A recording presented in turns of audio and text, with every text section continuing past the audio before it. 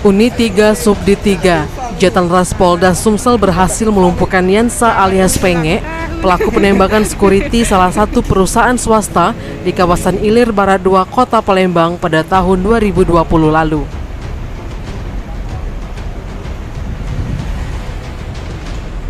Polisi terpaksa memberikan tindakan tegas terukur kepada Penge karena memberikan perlawanan terhadap petugas dengan menggunakan senjata tajam.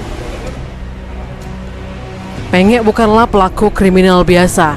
Dalam catatan polisi, Penge tercatat melakukan puluhan kali kejahatan 3C dengan menggunakan senjata api rakitan.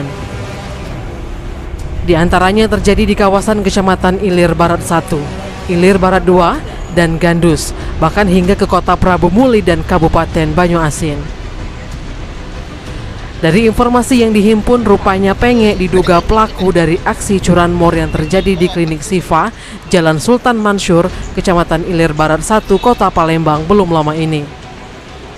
Hingga kini belum ada keterangan resmi terkait penangkapan Yansa alias Penge.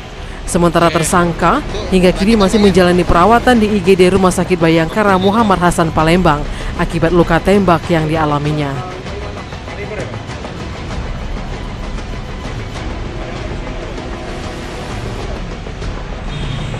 Tim Liputan Sumsel Update TV melaporkan.